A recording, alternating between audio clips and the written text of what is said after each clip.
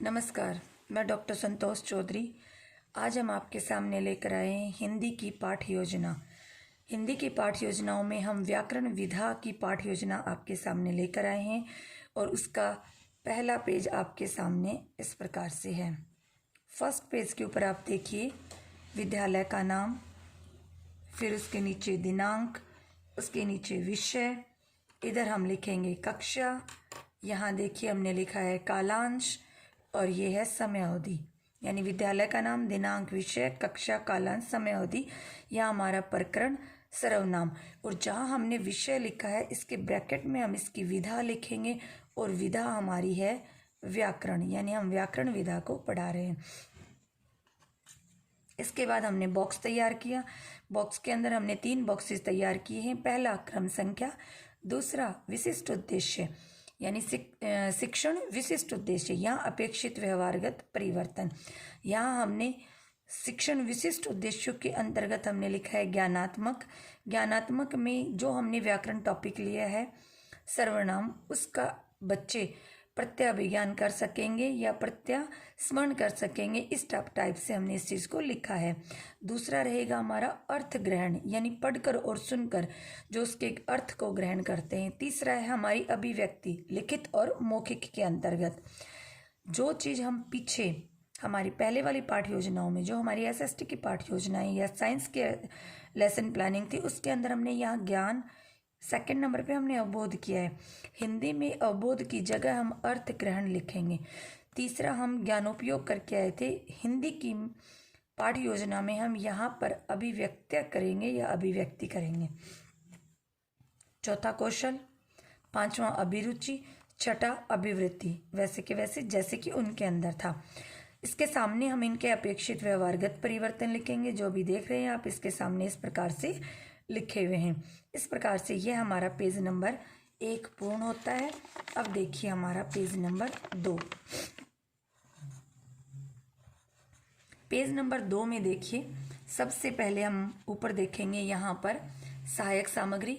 सहायक सामग्री, हम जब किसी भी कक्षा में हम शिक्षण हेतु जाते हैं तो हमारे पास सहायक सामग्री होनी चाहिए, क्योंकि सहायक सामग्री हमारे शिक्षण कार्य को बहुत ही अधिक प्रभावी बनाती है। सहायक सामग्री में सबसे ज़्यादा एक अध्यापक यदि किसी चीज़ का प्रयोग करता है तो वो होता है श्यामपट, यानी हमें सहायक सामग्री के रूप में श्यामपट लिया है तो उस पर लिखने के लिए चौक लेंगे और मिटाने के लिए फिर डस्टर, यानी यहाँ ब्लैक बोर्ड, चौक और डस्टर, चार्ट आदि का प्रयोग हम सहायक सामग्री में लिखेंगे। इसके बाद हमारी हेडिंग रहेगी पूर्व ज्ञान। पूर्व ज्ञान में हम लिखेंगे कि विद्यार्थी सर्वनाम के बारे में पूर्व जानकारी रखते हैं। कई विद्यार्थियों के कमेंट्स आए हैं कि यहाँ पे मैडम आप कहते हैं कि विद्यार्थी पूर्व जानकारी रखते हैं। यदि वो पूर्व जानकारी रखते हैं तो फिर उन्हें पढ़ाने का औचित्य क्या है? देखिए यहाँ बच्चे सर्वनाम, जो व्याकरणिक रूप से सर्वनाम है, उसके बारे में पूर्ण जानकारी नहीं रखते हैं, लेकिन वह जाता है, मुझे कुछ रुपये चाहिए, उसने कुछ दूध गिरा दिया, यानी इस प्रकार से वो जो वह, कुछ, कोई, कौन, यहाँ, वहाँ आदि शब्दों का प्रयोग करते हैं। उन शब्दों की तो उन बच्चे को जानकारी है, उन शब्दों के जो बच्चों को जानकारी है वही चीज़ यहाँ कहलाती है कि उसके बारे में वो सामान्य जानकारी या पूर्व जानकारी रखते हैं। इसके बाद हमारी प्रस्तावना। प्रस्तावना के लिए हमने वापस बॉक्स तैयार किए। देखिए आपके सामने बॉक्स बना हुआ है। इसमें 3 बॉक्सेस तैयार किए गए हैं। पहला क्रम संख्या, छात्र अध्यापिका क्रिया और विद्यार्थी क्रिया। और अब आपके सामने देखिए बहुत ही अच्छी, आकर्षक और एक रुचिकर प्रस्तावना तैयार की गई है, जो कि पहला प्रश्न हमारा किसी चार्ट के माध्यम से पूछा गया है और चार्ट के ऊपर बालक एक गांधी जी का चित्र बनाकर लेकर आए। देखिए इसमें मिनिएचर में भी जिस चीज़ को हमने ड्रॉ किया है। प्रस्तुत चार्ट में आपको क्या दिखाई दे रहे हैं? गांधी जी के विचार बहुत अच्छे थे। इस लाइन में गांधी जी क्या है? संज्ञा, संज्ञा के स्थान पर कौन से शब्द प्रयुक्त होते हैं? सर्वनाम, सर्वनाम के कितने भेद हैं? 6 भेदों के नाम बताओ। 5 या 4 का नाम बता देते हैं। फिर पूछा जाता है कि प्रश्नवाचक सर्वनाम किसे कहते हैं? समस्यात्मक। अब आता है हमारा उद्देश्य कथन, और यहाँ बॉक्स बंद।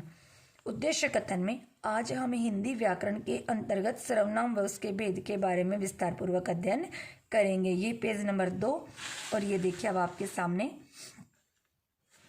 पेज नंबर 2 का मिनिएचर। पेज नंबर 2 पे जो हमने मिनिएचर लगाया है वो देखिए इस प्रकार से है। वाइट चार्ट लिया, उसको आउटलाइन किया, गांधी जी का एक चित्र जैसा हम ड्रॉ कर सकते हैं हमने वैसा किया, नीचे लिख दिया गांधी जी। इसके बाद ट्रांसपेरेंट कवर और फिर डबल साइड वाली टेप से इसे चिपका दिया। ये इस प्रकार से हमारी एक पाठ योजना का एक पेज यानी पेज नंबर 2 तैयार होता है।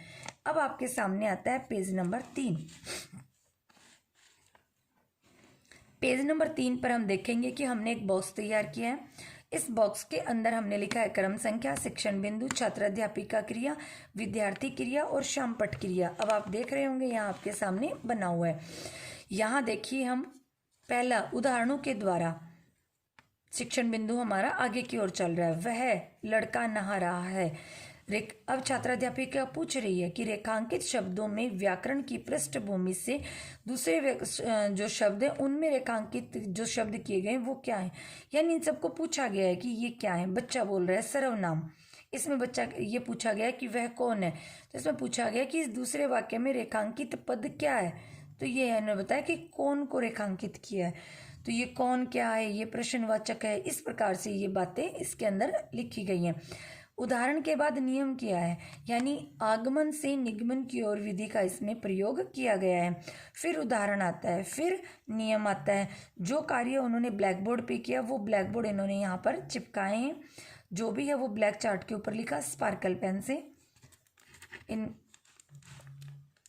इसके बाद डबल साइड वाली टेप, कवरिंग और डबल साइड वाली टेप से चिपकाया है। पेज नंबर 3 के सामने यह मिनिएचर बना है। मिनिएचर को आउटलाइन किया है, बीच में सर्वनाम लिखा है और सर्वनाम के जितने भेद हैं उनके नाम बॉक्सेस के अंदर डाला है, जैसे अनिश्चयवाचक, प्रश्नवाचक, निश्चयवाचक, संबंधवाचक, पुरुषवाचक, निजवाचक, 6 के नाम लिख दिए। इसके बाद इसके ऊपर ट्रांसपेरेंट कवर और डबल साइड वाली टेप से इसे चिपका दिया है। इस प्रकार से यह पेज नंबर 3 के सामने का मिनिएचर है और ये हमारी पाठ योजना का पेज नंबर 3 भी पूर्ण होता है। अब हम देखते हैं आगे हम पेज नंबर 4। पेज नंबर 4 के अंदर वापस उदाहरण के माध्यम से हमने बच्चों से प्रश्न पूछा, फिर उसके बाद हमने नियम बताया। नियम के अंतर्गत हमने पुरुषवाचक सर्वनाम के बारे में बताया। छात्र अध्यापिका ने इसकी डेफिनेशन बताते हुए इसको क्लियर किया। फिर हमने वापस उदाहरण दिया। उदाहरण देकर हमने फिर वापस बच्चों से इनके बारे में प्रश्न पूछे। ये जो भी चीज़ हमने ब्लैक बोर्ड पे की वो हमने यहाँ मिनिएचर के माध्यम से ट्रांसपेरेंट कवर लगाया और इसे यहाँ चिपका दिया। पेज नंबर जो 4 है उस पेज नंबर 4 के जस्ट सामने हमने ये मिनिएचर लगाए और ये मिनिएचर आप देख रहे होंगे कि किस प्रकार से हैं। पहला मिनिएचर ये रहा, हमने इसको आउटलाइन किया, ऊपर हमने सर्वनाम और सर्वनाम बनाकर एक अंगूर की बेल का यहाँ रूप देने का प्रयास किया गया कि सर्वनाम में किन किन शब्दों का प्रयोग होता है, वो सारे यहाँ अंगूर बनाकर उनके बीच में डाल रखे हैं, जैसे मैं, वह, हम, यह, वह, तुम, तुम्हें, उन्होंने, आप, उसने, ये सब कुछ इसके अंदर लिखा हुआ और बहुत ही आकर्षक लग रहा है। ट्रांसपेरेंट कवर किया और डबल साइड वाली टेप से चिपका दिया। दूसरा जो मिनिएचर है वो हमने सर्वनाम के भेद लिखे हैं और उन भेदों में एक एक के साथ उसका एक एक उदाहरण लिखा है। जैसे पुरुषवाचक सर्वनाम में लिखा है हम सब धर्म भारतवासी हैं, यह पुस्तक मेरी है। निश्चयवाचक यानी जो जिसके साथ कनेक्ट हो रहा है वो वाक्य उसके साथ ही लिखा गया। इस प्रकार से दूसरा miniature transparent cover double side वाली टेप से इसे चिपकाया गया है। इसके बाद आता है पेज नंबर 5।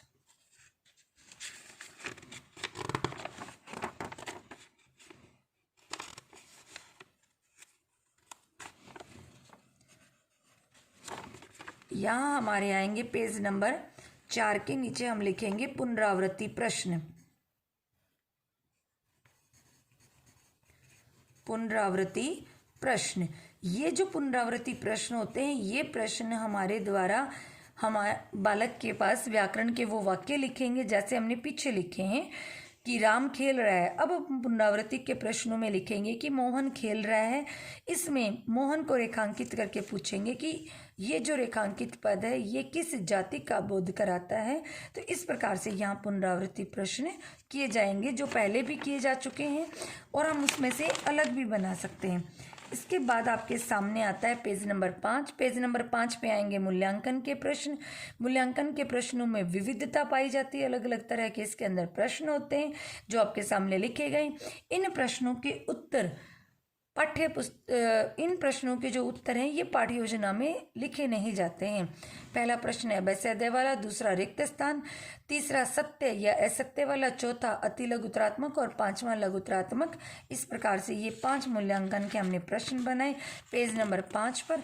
और पेज नंबर जो 6 है इसके ऊपर हमने दिया गृह कार्य और यहाँ हमने पर्यवेक्षक के सुझाव और कुछ लाइनें छोड़कर पर्यवेक्षक के हस्ताक्षर।